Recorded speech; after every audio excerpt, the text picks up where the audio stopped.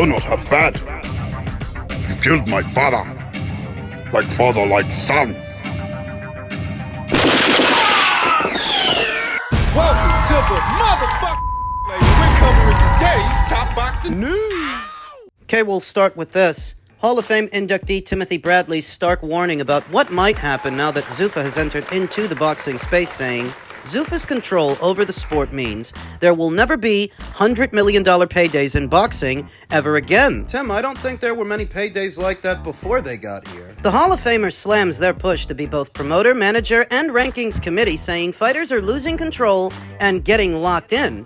Maybe they are, but maybe that's what boxing needs. More oversight, more regulation. Don't you notice that the sport was a lot more mainstream when the fighters had a lot less say-so? Consider that Rolly Romero, still coming off that win over Ryan Garcia approximately 11 months ago, currently is without a fight. This guy's WBA champion. Then also consider that Devin Haney, yet another champion at the weight, is also without a fight for the same reason as Rolly, because these guys want more money than their fight is actually worth, and this is what happens when the fighters have a little bit too much wiggle room, a little bit too much say-so, free to waste everybody's time and everybody's money if you let them. A Twitter user who goes by the name SKN Blackstar, reacting to Tim Bradley's comments, said, "Hey, according to some, this is great." Zuffa's entry into the boxing space. The old system is trash, but Dana White and his MAGA Zionist backers are worse. Politicizing the argument. Short-sighted, small-minded commentary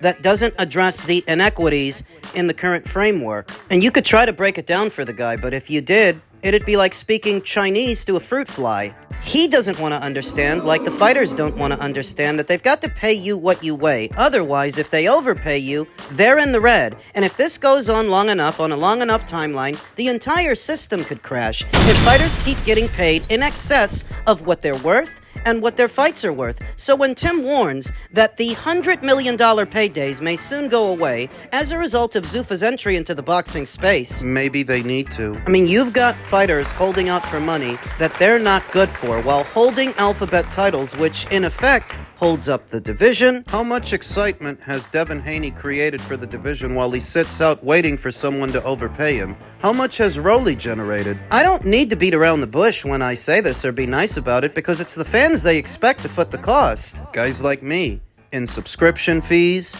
in pay-per-view sales. Though when the majority of the content you only consume via illegal streams tend to mount to digital shoplifting, of course you can pretend to be Robin Hood. Be the freedom fighter. When you're just a pocketbook thief, so of course you've no bearing on the economics of the situation, that you can't actually afford to keep paying fighters in excess of what their fights are worth, because that doesn't make for a sustainable business, and years of doing so has driven all the major networks away. NBC, Fox, Showtime, they put up all these millions of dollars for your content in the hopes they're going to get something back. And when they don't, what do you think happens after that? They leave, and they take their money with them. And what happens to the sport then? Who's supposed to pay these fighters you care so much about after that? Because they still want to get paid. They still want what they want. The moon and the stars. Who's going to pay them? Turkey LL Sheik? How much longer do you anticipate he's going to keep kicking out millions upon millions of dollars to fighters that aren't worth the money they're getting? How much longer? And how many people since he entered into the boxing space have you seen complain about Saudi involvement in boxing, what they like to call sports washing? Maybe it is, but that's not stopping the fighters from cashing those checks. Those fighters that you care so much about. When you warn them that those $100 million paydays will soon go away as a result of Zuffa's entry into the space, who is it that you're expecting to kick out those paydays? Not the networks, because most of them went away. Very little remains of how things used to be. Main ones arguing against Zuffa's entry into the boxing space are really arguing against oversight, regulation, operating like an actual business instead of a fire sale. And even worse, that I don't know that Zuffa's efforts are going to work. I don't know that Zuffa is the solution to boxing's woes. I just think it can't be any worse than what we've been seeing, because what we've been seeing is not sustainable. Before they even launched Zuffa, boxing in this country was already heading in the wrong direction. When Zuffa's opponents keep glossing over how many major networks in the last 10 or 15 years walked away from the sport of boxing because of no ROI. How are you supposed to sustain that? Who's supposed to pay the fighters when the networks leave? How many of those PBC on Prime pay-per-views do you think SKN Blackstar purchases? Because that's what boxing could become without network backing. Without somebody around to make an investment, what you end up with is a crowd-funded sport that asks the fans to go into their wallets. Go fund me boxing. How many times do you think SKN Blackstar is down to do that in a month, in a calendar year, while he harps about Zuffa's entry into the space? What solutions is Timothy Bradley offering up? Because Timothy's perspective is that of the fighter. In the fighter's mind, they've got to get while the getting is good, and they've got to take advantage. But there are only so many times you can take advantage of the system before the system crashes. In an industry where everybody in it is trying to make off like a bandit, they don't want to build anything, and they don't care what happens to the industry after they're gone. They all want to make off like bandits, leaving nothing behind. So when nothing's getting left behind, how does it sustain? You want to normalize every Tom, Dick, and Harry with 2 gloves and a gum shield being on pay-per-view at $60, $75 a pop? Who do you expect to pay for that? And when people don't pay for that, what do you think happens? You see a lot of people celebrating over the number of major promotional outfits that have all converged on one platform. DAZN. Very expensive app to be subscribed to. And you see how many pay-per-views DAZN is kicking out every month. Next month, they're doing about 3. Benavidez versus Zerto, Wortley versus Dubois, Usyk versus Verhoeven. 3 pay-per-views in the same month. That didn't used to be the norm. So how do you think that happened? What happens is the fighters want too much money, driving the operational costs of everything up. And when it goes up, who's supposed to pay for that? Me and you is supposed to pay for that. SKN Blackstar, whether he's aware of it or not, they're expecting him to pay for that. We all know that he doesn't. Now, I'm not telling you that Zuffa Boxing has all the answers or that indefinitely is the solution, but what I see a lot of people are afraid of is oversight, is regulation, is treating boxing like a business and not a fire sale. So of course a bunch of bandits ain't gonna like that. You think the employees want the regional manager coming in and cracking the whip? Of course not. They want extra long breaks, and they want to have all the weekends off and the holidays. They want to leave 15 minutes early and come in 15 minutes late. And they want more money. Of course, they want more money. But you tell me, how are you supposed to run a business with employees like that? And that's what the fighters are. They're not really their own bosses because they don't pay themselves. They rely on other people to pay them. Why do you think Devin Haney doesn't put the money up himself for the Rolly Romero fight? Why didn't he do that with the Sandor Martin fight 2 years ago? He's relying on other people to pay him.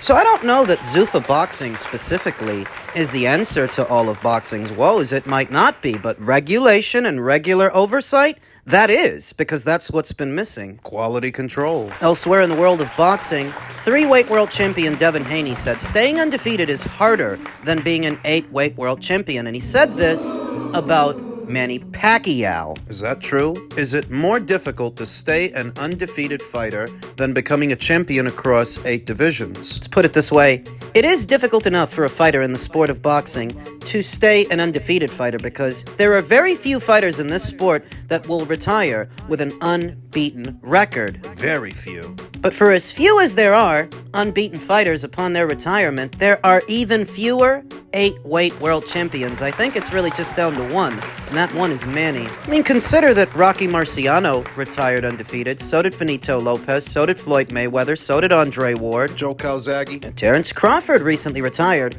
an undefeated fighter. And I'm not even saying that it's easy to do it, but in some instances it might be. I mean, Jermall Charlo is still an unbeaten fighter, still undefeated. If he retired right now, that's what he would be. And what are you trying to convince me of? That it was more difficult for Jermall to stay unbeaten than it was for Manny to become an 8-weight world champion? Jermall's really only unbeaten because he hasn't been fighting. He's been sparsely active the last few years, and when he does fight, it's usually against a nobody. That's supposed to be harder? Now, what about Devin Haney's unbeaten record? And what about his resume? How does that stack up with Manny's? It doesn't. I'm not the biggest Pacquiao supporter. I'm not, nor have I ever been, all that big a Manny Pacquiao fan. But I don't have to be objective. And objectively speaking, Manny's resume clears Devin Haney's body of work. It clears his resume. Devin's doesn't even come close. What's the best guy Devin Haney fought?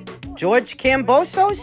Brian Norman? What the fuck? fuck? Regis Prograis? This is supposed to be better than Marco Antonio Barrera, Antonio Margarito, Miguel Cotto? Eric Morales? It's not even a general overview because these comments are coming from Devin Haney, which then forces us to cross-compare. Who did it better? Who's got the better body of work? So let's just be honest here.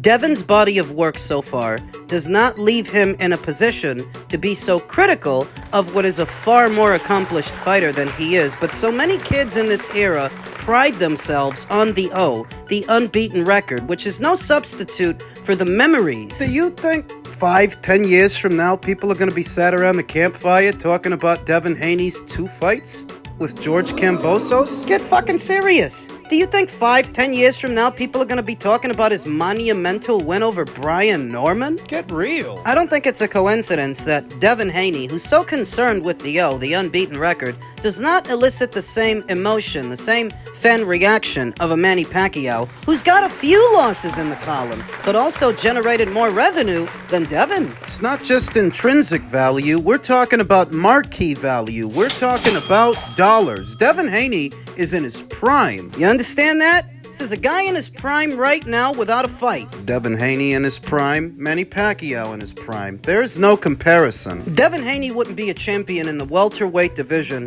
that Manny Pacquiao came up in. I mean, Devin Haney would get chewed up and spat out. Easy. So I keep those things in mind while he slights Manny Pacquiao's 8-weight world champion claim, thinking that his unbeaten record is somehow better? No, it's not. Elsewhere in the world of boxing, reactions are still pouring in for the newly announced Joshua versus Prenga fight intended to be a prelude to the Joshua versus Fury fight. Joshua versus Prenga is going down on DAZN, whereas Joshua versus Fury, as expected, is going down on Netflix. Which seems to be eliciting some criticisms in some circles. A Twitter user who goes by the name Curtis P said, "The global home of boxing, except when there's a really big fight that they actually want people to watch." Just for it to end up somewhere else, I definitely see what he's saying. Anthony Joshua is a fighter that supposedly fights exclusively on DAZN, except whenever Netflix wants to use him, and Tyson Fury's been with old Fish Eyes Frank Warren for years, so that their mega fight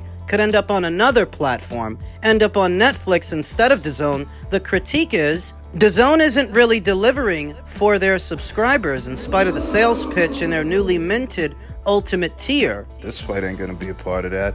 The cost of a DAZN subscription has only gone up and up over the years, and now with this new Ultimate tier And this influx of pay-per-views, the sales pitch is supposed to be that by subscribing to that Ultimate tier, you get to watch all those pay-per-views at no additional charge as part of your subscription, except the subscription itself is an additional charge. talking about over $400 for that thing.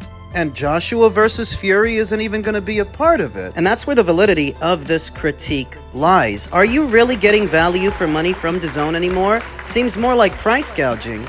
Economically, it makes all the sense in the world to let Netflix be the ones that do Joshua versus Fury. It's an exponentially bigger platform that would yield an exponentially bigger return. For the fighters and their teams, for the promotion, and for the fans, we won't have to pay anything extra to see it. So seemingly, everybody wins, except the DAZN subscribers.